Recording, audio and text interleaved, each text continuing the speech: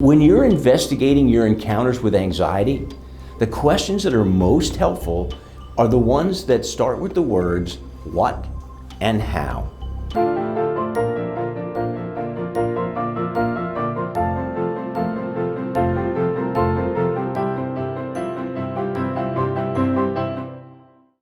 Siddhartha Gautama admonished us to take responsibility for our own development and directly investigate the nature of our experience.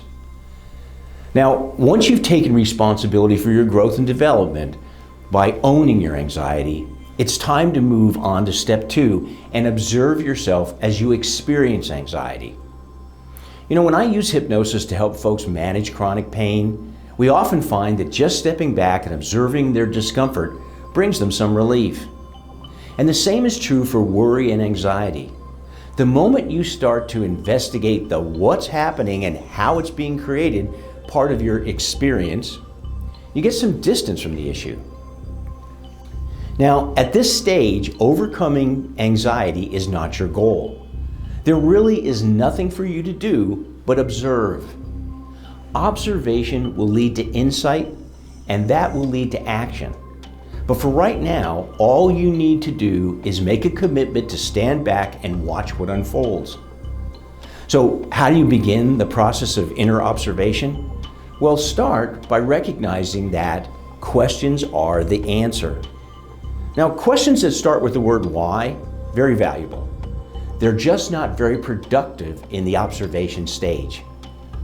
I know plenty of people who know why they are the way they are, but they don't have a clue as to what they're doing to create it or how they can manage it. So when you're investigating your encounters with anxiety, the questions that are most helpful are the ones that start with the words what and how. Here's the first question. What's happening in and around my body? Describe the sensations. Is it a tightness? Is it kind of a dizziness? And where do you feel it exactly? Go through your body, take note of what you're experiencing. Then, as best you can, find the words that describe that sensation.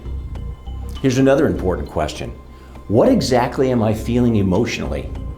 I want you to avoid vague descriptions like good and bad. There's a big difference between feeling down and being devastated. Do your best to find the feeling words that express your emotional state. And while you're at it, see if you can connect these feelings in your body to the emotions that you're experiencing. Look in your mind. What are you thinking about and focusing on with a high degree of frequency? Are you projecting out into the future? Are you remembering events from the past? Is there something going on right in here and now that's scaring you? Listen to how you speak to yourself. What am I saying to myself? How am I saying it? Listen for the tone of voice you use, not just the words. Now, I have a very interesting question, and when you ask it, remember to delete the need to judge or do anything about it right then. Just be still and allow things to reveal themselves. No judgment, no action, just observation. Ready? What benefits, if any, do I get out of my anxiety? What do I mean? Well, here are 2 simple examples. Is there something you get out of having to do or you get to do as a direct result of having anxiety? Does someone that you want attention from give it to you when you're panicked or uneasy? Now, your situation may be a little bit more complex, but the question is simple. Is there a payoff coming to you from having anxiety? And if it means giving up that payoff, are you still willing to let go of the anxiety? 1 ounce of objective observation will give you a pound of personal power.